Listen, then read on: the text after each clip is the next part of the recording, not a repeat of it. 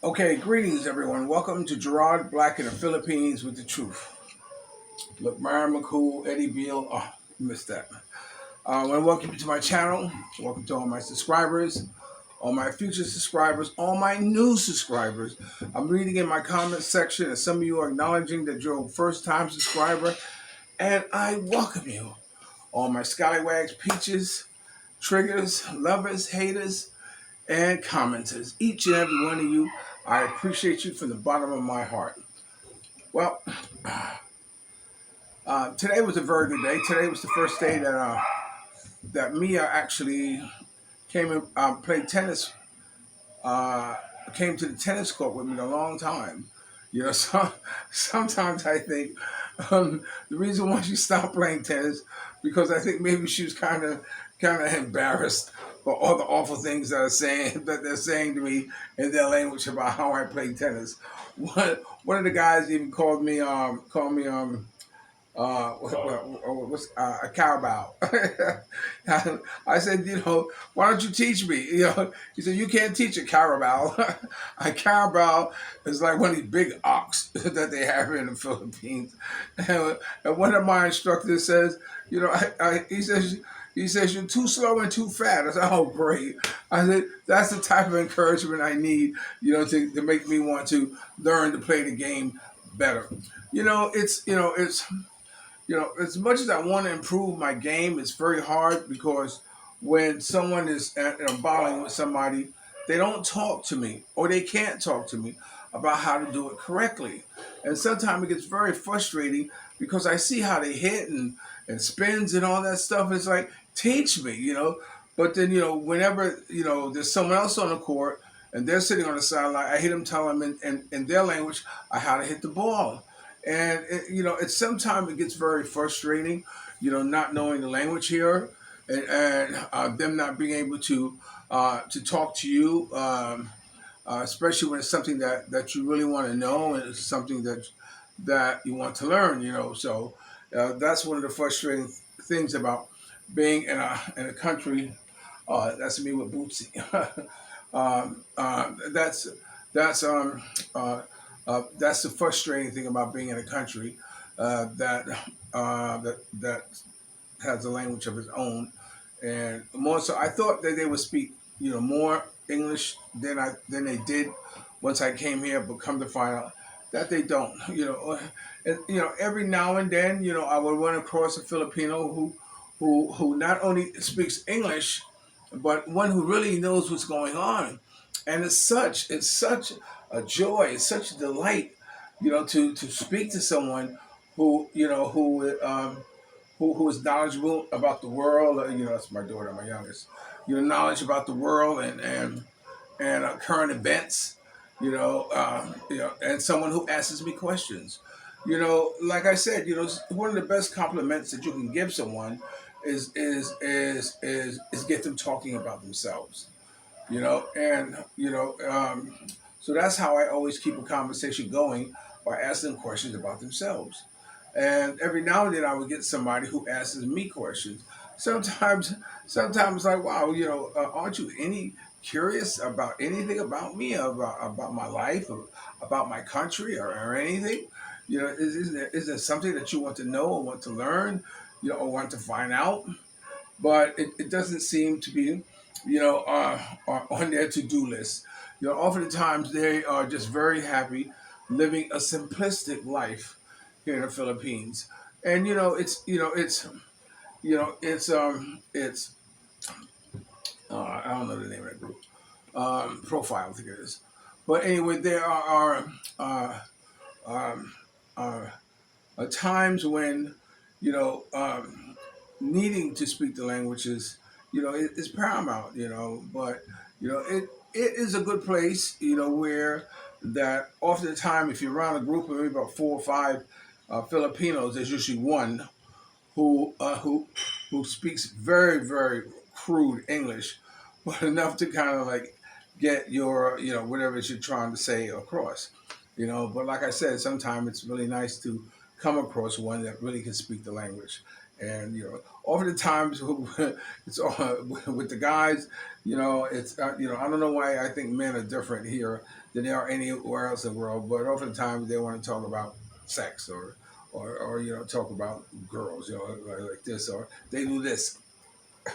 When they do this, it means having sex with. Oh, you jug jug. They call it jug jug. Like that. And that's having sex. That's Tanya Simpson again. So that's. I was when I was in Dynasty. I had this one security guard, and he was a cool guy. He spoke English. And he used to walk just right across the street, and we would buy food. And then he would go get it, and I know he was charging me more, although it's right there, and I can see when they're doing the money exchange, they both look at me like this and say, oh, okay, something's going on. But anyway, but he turned out to be a cool dude. He took me on his time out, on his time off, and walked me through a lot of parts of Cebu, and took me to his house, which was very interesting. I stayed outside, but sometimes when you're walking with Filipinos, especially guy or something like this, your antennas go up because at least mine do. I mean, some of them just some foreigners just really don't give a damn. That's her brother Scott King and Martin Luther King the third, Martin Luther King's son. So anyway, so feel like no harm can come to them. Nothing. They're invincible.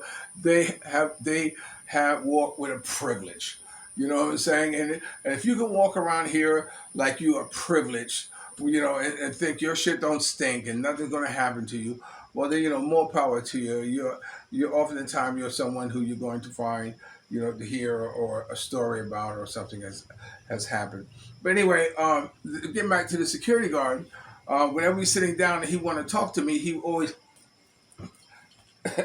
tap me on the arm like this to get my attention and then say what he had to say. And it was like, so I got to a habit that when I want to talk to a Filipino, I would go like this, tap him on the arm, like this. They would look and then say what I have to say. So I thought it was a custom that they had. That's just an American beauty.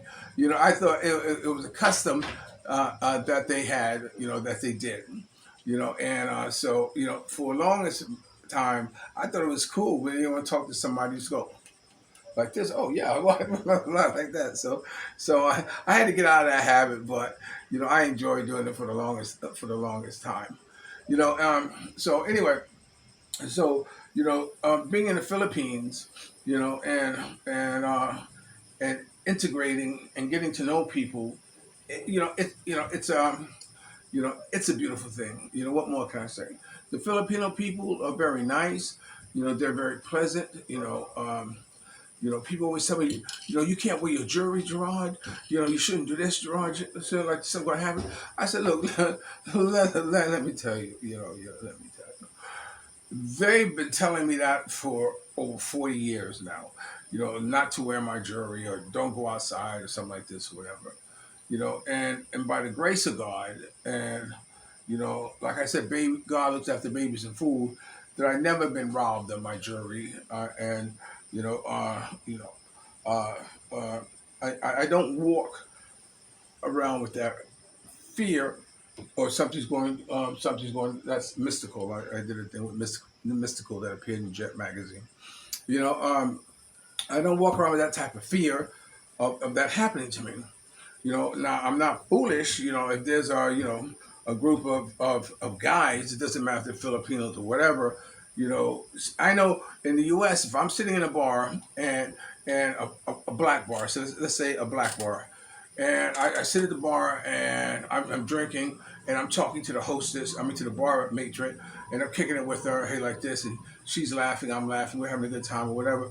I might shoot my eye to another part of the bar, and I would see two guys go like this, check him out.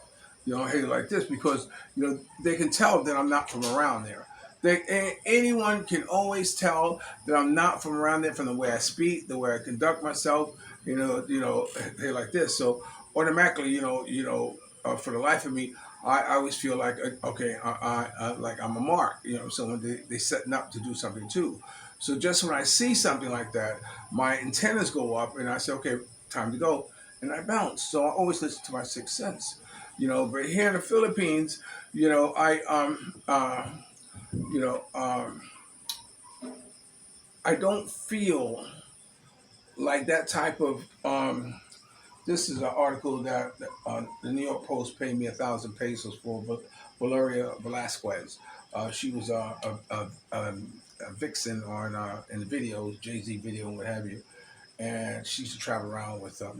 It's a long story, but anyway, they paid me 1,000 for a picture of mine because on her website, they couldn't use any. It was funny because when I found out I was looking for a female artist to appear on the cover of my magazine, so I got her. And of course, I never did any research on the people who I interviewed. And when she was on the cover, I said, "Gerard, you don't know who she is?" I said, "No." She's a video vixen. I want to cover a magazine. They said, "Go to her website." And I went to her website, and I could not believe the things that what was on her website. So I said, well, not that it made a difference. It's just that I would have known, and I probably would have changed the a different dynamic of my daughter, get a different dynamic of the interview. But anyway, you know, so so I never felt threatened. You know, I never felt here in the Philippines where you know, I feel like I'm being set up. I just don't feel that. Now I hear of other foreigners. I hear other foreigners getting their scooters taken. You know what I'm saying?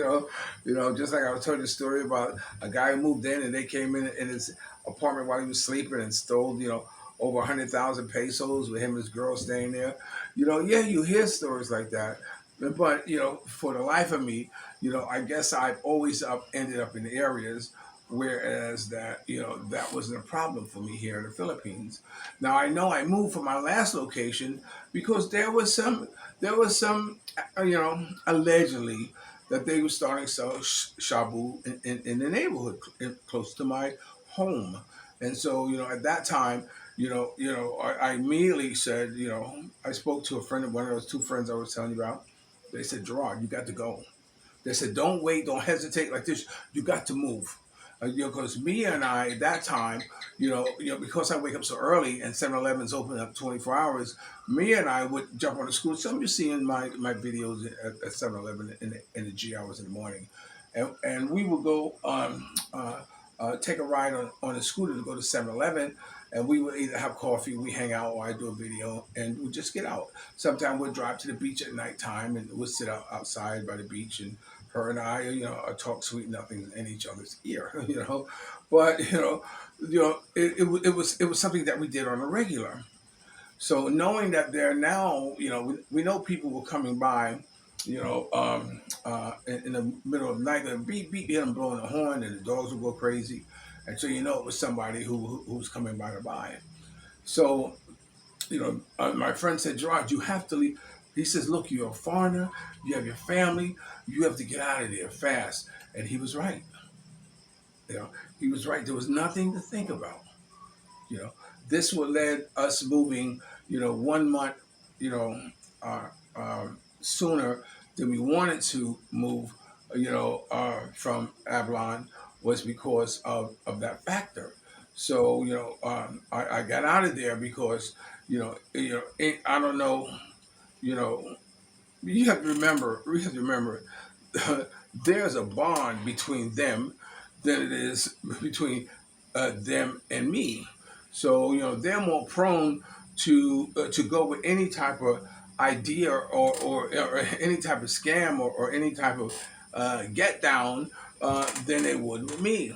So like me and I could get ready to go and they might call and say okay he's leaving now, and so I could be set up. We could be set up on the road, and it's not uncommon to hear some things happen.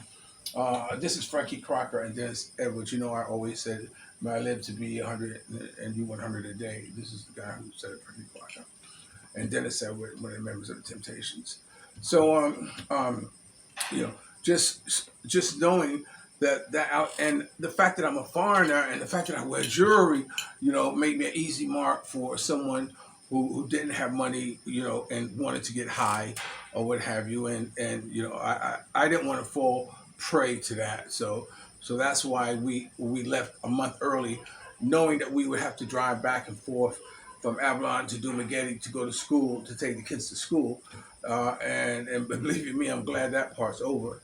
But it was more important. That's Damar. That's one of my models and makeup artist. So it became imperative for me to get out of that area because, I had not only my own personal safety at jeopardy, but Mia and the kids' safety was also in jeopardy. So we had to move from there.